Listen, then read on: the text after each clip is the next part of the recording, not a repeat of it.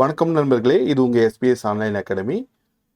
Government of இந்தியாவிலேருந்து பார்த்தீங்கன்னா ஒரு லேட்டஸ்ட்டாக ஜாப் நோட்டிஃபிகேஷன் வந்திருக்கு. ஸோ அதுக்காக தான் இந்த வீடியோ வந்து உடனடியாக உங்களுக்காக போட்டிருக்கேன். இந்த ஜாப் நோட்டிஃபிகேஷன் வந்து பார்த்தீங்க அப்படின்னா department of personnel and training staff selection கமிஷன்லேருந்து வந்திருக்கு. கிட்டத்தட்ட 26,146 காலி பணியிடங்கள் வந்து இருக்குது. கிட்டத்தட்ட பெரிய ஒரு ஆப்பர்ச்சுனிட்டி. ஸோ அதுக்காக தான் இந்த வீடியோ வந்து போட்ட அந்த நாள்லேயே வந்து பார்த்தீங்கன்னா உங்களுக்கு வந்து கொண்டு வந்திருக்கேன்.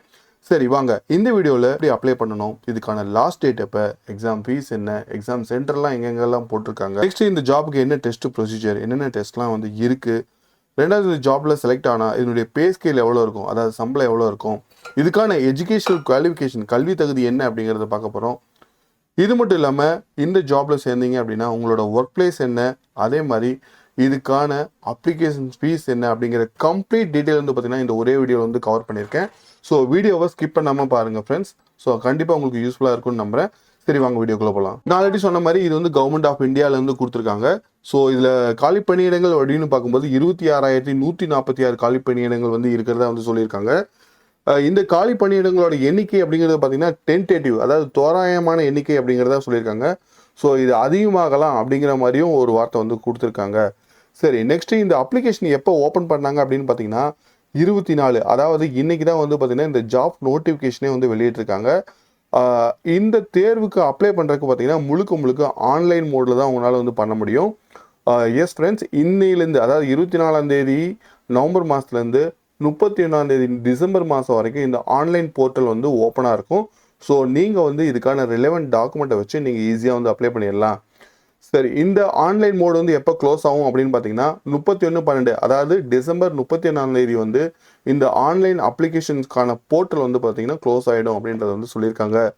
நெக்ஸ்ட்டு இந்த ஜாப்க்கு ஆன்லைனில் நீங்கள் அப்ளை பண்ணும்போது எக்ஸாம் ஃபீஸ் வந்து ஆன்லைன் மோடில் தான் பண்ணுற மாதிரி இருக்கும். அதுக்கான லாஸ்ட் டேட் அப்படிங்கும் பார்த்தீங்கன்னா ஜனவரி 1, 2024 வந்து கொடுத்துருக்காங்க. நெக்ஸ்ட் இதுக்கான கம்ப்யூட்டர் பேஸ்டு எக்ஸாம் வந்து எப்போ அப்படின்னு பார்த்தீங்கன்னா பிப்ரவரி டு மார்ச் 2024 இந்த டைமுக்குள்ளார வந்து பார்த்தீங்கன்னா உங்களுக்கு வந்து இந்த கம்ப்யூட்டர் பேஸ்டு எக்ஸாமினேஷன் வந்து இருக்கும் அப்படிங்கிறத வந்து சொல்லியிருக்காங்க. சரி, நெக்ஸ்டான இம்பார்ட்டன்ட் விஷயம் அப்படின்னு பார்த்தீங்கன்னா ஆல்ரெடி நான் சொன்ன மாதிரி இந்த அப்ளிகேஷன் வந்து பார்த்தீங்கன்னா நீங்கள் ஆன்லைன் மோடில் மட்டும்தான் அப்ளை பண்ண முடியும். இந்த கம்ப்யூட்டர் பேஸ்டு எக்ஸாம் வந்து பார்த்தீங்கன்னா கிட்டத்தட்ட 13 ரீஜனல் லாங்குவேஜில் வந்து இருக்கும். ஸோ அந்த 13 ரீஜனல் லாங்குவேஜில் தமிழும் வந்து ஒரு மொழியாக வந்து இருக்குது. ஸோ நீங்கள் வந்து லாங்குவேஜை பற்றி ஒரி பண்ணிக்கணும் அப்படின்றது அவசியம் கிடையாது. நெக்ஸ்ட் இதில் கம்ப்யூட்டர் பேஸ்டு எக்ஸாம் மட்டும்தான் இருக்கா அப்படின்னு கேட்டிங்கன்னா இல்லை. அதுக்கப்புறம் வந்து பார்த்தீங்கன்னா ஃபிசிக்கல் ஸ்டாண்டர்ட் டெஸ்ட், அதே மாதிரி ஃபிசிக்கல் எஃபிஷியன்சி டெஸ்ட், அதே மாதிரி மெடிக்கல் டெஸ்ட், ஃபைனலாக வந்து பார்த்தீங்கன்னா மெடிக்கல் எக்ஸாமினேஷன் வந்து இருக்கும். இது இல்லாமல் எல்லாம் இந்த டெஸ்ட் எல்லாம் முடிஞ்சது வந்து பார்த்தீங்கன்னா உங்களோட சர்டிஃபிகேட் வெரிஃபிகேஷன் வந்து இருக்கும். அதுக்கப்புறம் தான் வந்து பார்த்தீங்கன்னா உங்களுக்கு வேலைக்கான அலாட்மெண்ட் வந்து கிடைக்கும் அப்படிங்கிறது வந்து சொல்லியிருக்காங்க. நெக்ஸ்ட் அப்படின்னு பார்க்கும்போது இதுக்கான அட்மிட் கார்டு வந்து பார்த்தீங்கன்னா உங்களுக்கு ட்ரெடிஷ்னலான வெப்சைட்லேருந்து நீங்கள் டவுன்லோட் பண்ணுற மாதிரி இருக்கும். நீங்கள் டிஎன்பிஎஸ்சியில் பண்ணுவீங்களே, ஸோ அந்த மாதிரி வந்து டவுன்லோட் பண்ணுற மாதிரி இருக்கும்.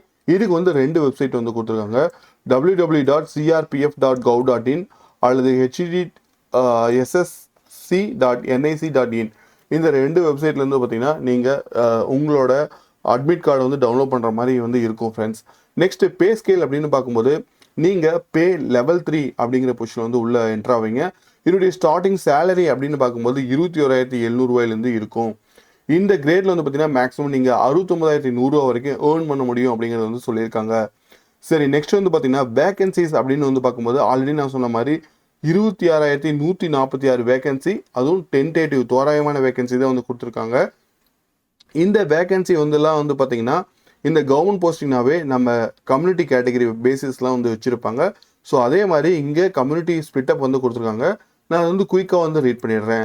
ஸோ எஸ்சி கேண்டிடேட்ஸ்க்கு கிட்டத்தட்ட 3,334 சீட்ஸ் வந்து இருக்கிறதாகவும், எஸ்டியில் வந்து பார்த்தீங்கன்னா 2,354 கேண்டிடேட்ஸ்க்கு வந்து ஓப்பனிங்ஸ் இருக்கிறதாகவும் சொல்லியிருக்காங்க. இதே மாதிரி ஓபிசிக்கு வந்து பார்த்தீங்கன்னா 4,776, அதே மாதிரி இடபிள்யூஎஸ்க்கு வந்து பார்த்தீங்கன்னா 3,257, ஃபாலோட் பை அன்ரிசர்வ்டு கேட்டகரிக்கு வந்து பார்த்தீங்கன்னா 9,626 சீட்ஸ் வந்து இருக்கிறதா சொல்லியிருக்காங்க.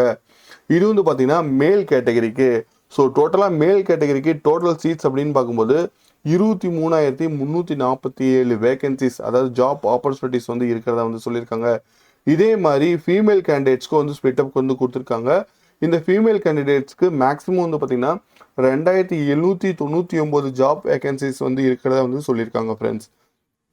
சரி, நெக்ஸ்ட் வந்து பார்த்தீங்க அப்படின்னா ஏஜ் லிமிட்.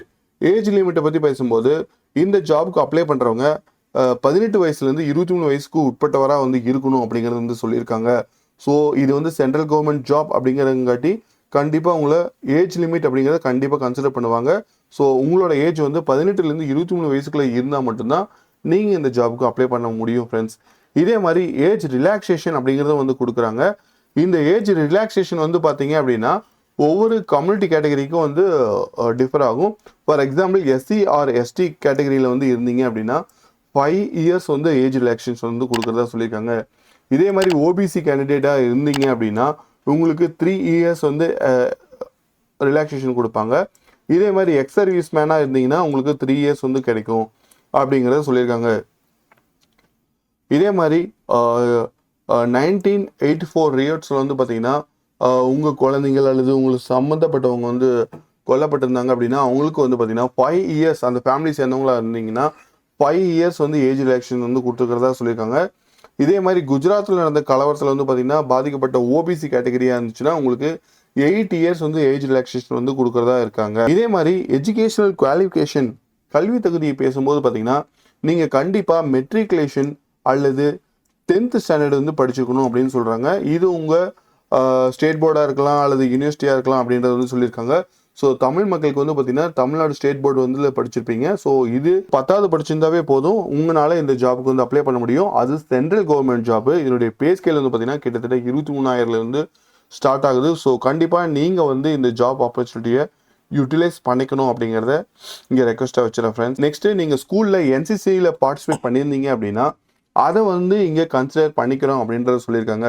ஃபார் எக்ஸாம்பிள் என்சிசியில் நீங்கள் ஒர்க் பண்ணும்போது சி சர்டிஃபிகேட் வந்து கிடைச்சிருந்துச்சு அப்படின்னா உங்களுக்கு மேக்ஸிமம் மார்க்ஸ் எவ்வளோ எடுத்தீங்களோ அதில் 5% ஆஃப் மார்க்ஸ் வந்து போனஸ் மார்க்காக வந்து கொடுக்குறதா வந்து சொல்லியிருக்காங்க. இதே மாதிரி என்சிசியில் பி சர்டிஃபிகேட் வந்து நீங்கள் வாங்கியிருந்தீங்க அப்படின்னா உங்களுக்கு மேக்ஸிமம் மார்க்கில் 3% ஆஃப் மார்க் வந்து போனஸ் மார்க்காக அல்லது இன்சென்டிவ் மார்க்காக வந்து கொடுக்குறோம் அப்படின்றது சொல்லியிருக்காங்க.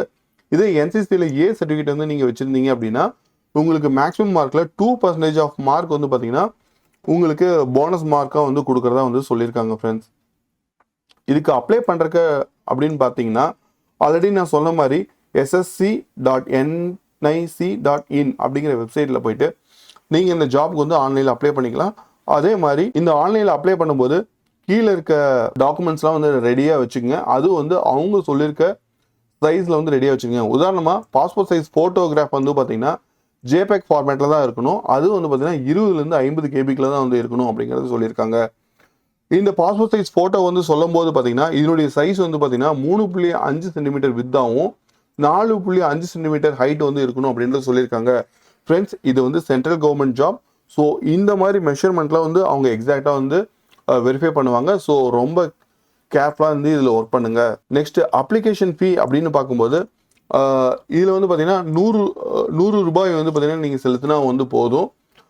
இதே வந்து பார்த்தீங்கன்னா உமன் கேண்டிடேட் அல்லது SC ST ex service man அப்படின்னு இருந்தீங்க அப்படின்னா உங்களுக்கு வந்து பார்த்தீங்கன்னா இந்த எக்ஸாம் ஃபீஸ் வந்து ஃபுல்லாக வந்து எக்ஸாம்ஷன் வந்து கொடுக்குறதா வந்து சொல்லியிருக்காங்க. நெக்ஸ்ட் எக்ஸாமினேஷன் சென்டர் அப்படின்னு வந்து பார்க்கும்போது பார்த்தீங்கன்னா கிட்டத்தட்ட நான் ஆல்ரெடி சொன்ன மாதிரி 13 ஸ்டேட்டில் வந்து கொடுத்துருக்காங்க. அதில் நம்மளுக்கு வந்து பார்த்தீங்கன்னா தமிழ்நாட்டுக்கு Chennai, Coimbatore, Madurai, Salem, Tiruchirappalli, Tirunelveli, Vellore. Okay friends, scheme of examination அப்படின்னு பார்க்கும்போது இதில் நான் ஆல்ரெடி சொல்லியிருந்தேன். ஃபர்ஸ்ட் வந்து கம்ப்யூட்டர் பேஸ்டு எக்ஸாமினேஷன் வந்து இருக்கும் அப்படின்னு வந்து சொல்லியிருந்தேன். இதில் டோட்டலாக வந்து பார்த்தீங்கன்னா 80 கொஸ்டின்ஸ் வந்து இருக்கும் அப்படின்னு சொன்னாங்க. ஒவ்வொரு கொஸ்டின்ஸ்க்கும் கிட்டத்தட்ட 2 மார்க் வந்து கொடுப்பாங்க. டோட்டலாக 160 மார்க் வந்து பார்த்தீங்கன்னா இந்த கம்ப்யூட்டர் பேஸ்டு எக்ஸாமினேஷன் வந்து கேரி பண்ணும். இதுக்கான டோட்டல் டைம் அப்படின்னு பார்க்கும்போது 60 மினிட்ஸ் வந்து அவங்க கொடுக்குறதா வந்து சொல்லியிருக்காங்க. ஃப்ரெண்ட்ஸ், மறுபடியும் ஒரு விஷயத்தை நான் ஞாபகப்படுத்திக்கிறேன். இது சென்ட்ரல் கவர்மெண்ட் ஜாப். ஸோ கண்டிப்பாக நெகட்டிவ் மார்க்கிங் அப்படிங்கிறது வந்து இருக்கும். நீங்கள் தப்பாக ஆன்சர் பண்ணுற ஒவ்வொரு ராங் ஆன்சருக்கும் வந்து பார்த்தீங்கன்னா கிட்டத்தட்ட 0.25 மார்க்ஸ், அதாவது 1/4 மார்க் வந்து டிடெக்ட் பண்ணிடுவாங்க. இது எல்லாத்துக்கும் தெரிஞ்சது தான். மறுபடியும் ஒரு டைம் நான் இங்கே வந்து ஞாபகப்படுத்திக்கிறேன். ஸோ இதில் இன்னொரு விஷயம் சொல்லியிருக்காங்க. இந்த டெஸ்ட்டில் நீங்கள் அப்ளை பண்ணி எக்ஸாம் எழுதி உங்களோட ரிசல்ட் வந்ததுக்கப்புறம் இதில் ரீவேல்யூஷன் அல்லது ரீசெக்கிங் அப்படிங்கிற ப்ராசஸ் எந்த ஒரு இடத்துலையும் வந்து என்டர்டெயின் பண்ண மாட்டோம், அதாவது கொடுக்கப்பட மாட்டாது அப்படிங்கிறத வந்து தெளிவாக நோட்டிஃபிகேஷன்லேயே வந்து கொடுத்துட்டாங்க. நெக்ஸ்ட்டு இந்த கம்ப்யூட்டர் பேஸ்டு எக்ஸாமினேஷனுக்கு சிலபஸ் அப்படின்னு பார்க்கும்போது பார்த்தீங்கன்னா ஒரு 4 கேட்டகரியில் வந்து இருக்க போது ஜென்ரல் இன்டெலிஜென்ஸ் அண்ட் ரீசனிங். இதுக்கான சிலபஸ் வந்து இந்த நோட்டிஃபிகேஷன்லேயே வந்து கொடுத்துருக்காங்க. ஜஸ்ட் கோ த்ரோ பண்ணி பாருங்க. நெக்ஸ்ட் டாபிக் வந்து பார்த்தீங்கன்னா general knowledge and general awareness அப்படிங்கிற டாப்பிக்கில் வந்து இருக்கும். நெக்ஸ்ட் வந்து பார்த்தீங்கன்னா எலிமெண்ட்ரி மேத்தமெட்டிக்ஸ் அப்படின்ற டாப்பிக்கில் வந்துருக்கும். ஃபைனலாக இங்கிலீஷ் ஆர் ஹிந்தியில் வந்து பார்த்தீங்கன்னா உங்களுக்கு கொஷின்ஸ் வந்து இருக்கும் அப்படிங்கிற மாதிரி சொல்லியிருக்காங்க. ஸோ ஒன்ஸ் நீங்கள் வந்து பார்த்தீங்கன்னா கம்ப்யூட்டர் பேஸ்டு எக்ஸாமினேஷன் வந்து செலக்ட் ஆகிட்டீங்க அப்படின்னா ஃபாலோட் பை உங்களுக்கு வந்து பார்த்தீங்கன்னா physical standard test and physical efficiency test இந்த 2 டெஸ்ட்டும் வந்து கண்டக்ட் பண்ணுவாங்க. ஸோ இதுக்கு வந்து சில க்ரைட்டீரியாஸ்லாம் வந்து இருக்குது. இது ஃபார் எக்ஸாம்பிள் மேல் கேண்டிடேட்டாக இருந்தீங்க அப்படின்னா இந்த ஃபிசிக்கல் எஃபிஷியன்சி டெஸ்ட்டுக்கு கிட்டத்தட்ட நீங்கள் 5 கிலோமீட்டர் தூரத்தை 24 நிமிஷத்தில் வந்து கடக்கணும் அப்படிங்கிறது வந்து சொல்லியிருக்காங்க. அதே மாதிரி ஃபீமேல் கேண்டிடேட்டாக இருந்தீங்கன்னா 1.6 கிலோமீட்டர் வந்து பார்த்தீங்கன்னா கிட்டத்தட்ட 8.5 நிமிஷத்தில் வந்து நீங்கள் கடக்கணும் அப்படிங்கிறத இங்கே ஒரு ரெக்குயர்மெண்ட்டாக வந்து வச்சுருக்காங்க. ஸோ ஃபிசிக்கல் ஸ்டாண்டர்ட் டெஸ்ட் அப்படிங்கிறது தெரியும். ஸோ மேலாக இருந்து பார்த்தீங்கன்னா உங்களுக்கு 170 சென்டிமீட்டர் வந்து கிட்டத்தட்ட உயரம் வந்து இருக்கணும். இது மினிமம் சைஸு. மேக்ஸிமம் வந்து நீங்கள் 170க்கு மேலே எவ்வளோ இருந்தாலும் ஓகே. இதே மாதிரி ஃபீமேல் கேண்டிடேட்ஸாக இருந்தீங்கன்னா உங்களுக்கு 157 சென்டிமீட்டர் வந்து மினிமம் ஹைட் லெவலில் வந்து வச்சுருக்காங்க. இதே மாதிரி செஸ்ட்டு வந்து பார்த்தீங்கன்னா ரெக்கமெண்ட் வந்து கொடுத்துருக்காங்க. ஸோ அதை வந்து பார்த்தீங்கன்னா ஜஸ்ட் கோ த்ரோ பண்ணிக்கோங்க. ஸோ வெயிட் அப்படின்னு பார்க்கும்போது மெடிக்கல் ஸ்டாண்டர்டில் வந்து இருக்கணும் அப்படிங்கிறது சொல்லியிருக்காங்க. ஸோ மோட் ஆஃப் செலெக்ஷன் அப்படிங்கிறது வந்து பார்க்கும்போது பார்த்தீங்கன்னா ஆல்ரெடி நான் சொன்ன மாதிரி இதில் மொத்தம் 5 டிஃப்ரெண்ட் ப்ராசஸ் வந்து இருக்குது. ஸோ கம்ப்யூட்டர் பேஸ்டு எக்ஸாமினேஷன், அதுக்கப்புறம் physical standard test and physical efficiency test, அதுக்கப்புறம் வந்து பார்த்தீங்கன்னா மெடிக்கல் எக்ஸாமினேஷன், ஃபைனலாக வந்து பார்த்தீங்கன்னா உங்களோட டாக்குமெண்ட் வெரிஃபிகேஷன் ப்ராசஸ் வந்து நடக்கும் அப்படிங்கிறது வந்து சொல்லியிருக்காங்க. இந்த ஒவ்வொரு கேண்டிடேட்ஸ்க்கு வந்து பார்த்தீங்கன்னா ஒவ்வொரு கம்யூனிட்டி கேட்டகரி கீழே வந்து பார்த்தீங்கன்னா கட் ஆஃப் மார்க்ஸ் அப்படின்னு வந்து கொடுத்துருக்காங்க. எதுக்கு அப்படின்னு பார்த்தீங்கன்னா இந்த கம்ப்யூட்டர் பேஸ்டு எக்ஸாமினேஷனுக்கு உதாரணமாக நீங்கள் அன்ரிசர்வ்டு கேட்டகரியில் இருந்தீங்க அப்படின்னா உங்களுக்கு 30% மார்க்ஸ் வந்து பார்த்தீங்கன்னா கட் ஆஃப் மார்க்ஸாக வந்து இருக்கும். இதே ஓபிசி ஆர் இடபிள்யூஎஸ்ஸாக இருந்தீங்கன்னா பார்த்தீங்கன்னா உங்களுக்கு 25% வந்து பார்த்தீங்கன்னா கட் ஆஃப் மார்க்காக வந்து இருக்கும். இதெல்லாம் வேறு எந்த கேட்டகரியாக இருந்தீங்கன்னாலும் பார்த்தீங்கன்னா உங்களுக்கு 20% வந்து பார்த்தீங்கன்னா கட் ஆஃப் மார்க் வந்து இருக்கும் அப்படிங்கிறது வந்து சொல்லியிருக்காங்க. இதே மாதிரி என்சிசி சர்டிஃபிகேட் வச்சுருந்தீங்க அப்படின்னா ஆல்ரெடி நான் சொன்ன மாதிரி 5% ஆஃப் மேக்ஸிமம் மார்க் வந்து பார்த்தீங்கன்னா உங்களுக்கு இன்சென்டிவ் மார்க்கை வந்து கொடுப்பாங்க. இதே மாதிரி பி சர்டிஃபிகேட்டாக இருந்தால் 3%, ஏ சர்டிஃபிகேட்டாக இருந்தால் 2% வந்து உங்களுக்கு இன்சென்டிவ் மார்க்காக வந்து கொடுக்குறதா வந்து சொல்லியிருக்காங்க. ஓகே ஃப்ரெண்ட்ஸ், இதுதான் வந்து பார்த்தீங்கன்னா சென்ட்ரல் கவர்மெண்ட்லேருந்து வந்த ரீசன்ட் ஜாப் நோட்டிஃபிகேஷன். ஸோ இது கண்டிப்பாக இந்த வீடியோ உங்களுக்கு யூஸ்ஃபுல்லாக இருக்கும் அப்படின்னு நான் நம்புகிறேன். ஸோ இந்த வீடியோ உங்கள் ஃப்ரெண்ட்ஸுக்கு வந்து ஷேர் பண்ணுங்கள். கண்டிப்பாக அவங்களுக்கு யூஸ்ஃபுல்லாக இருக்கும். நீங்கள் நம்ம சேனலுக்கு புதுசு அப்படின்னா கீழே இருக்க சப்ஸ்கிரைப் பட்டனையும் பக்கத்தில் இருக்க பெல் ஐக்கானையும் சேர்த்து அமைத்திங்க. ஸோ அப்போ தான் நம்ம தொடர்ச்சியாக போடுற ஜாப் நோட்டிஃபிகேஷன்லாம் உங்களால் பெற முடியும். மேலும் உங்களுக்கு இந்த ஜாப் நோட்டிஃபிகேஷனை பற்றி ஏதாவது டவுட் இருந்தால் கீழே இருக்க கமெண்ட் பாக்ஸில் சொல்லுங்கள். கண்டிப்பாக நான் வந்து அதை நான் சால்வ் பண்ணி விடுறேன். ஓகே ஃப்ரெண்ட்ஸ், மீண்டும் ஒரு ஜாப் நோட்டிஃபிகேஷனோட உங்களை அடுத்த வீடியோவில் சந்திக்கிறேன். அது வரைக்கும் தேங்க்ஸ் ஃபார் வாட்சிங். தேங்க்யூ.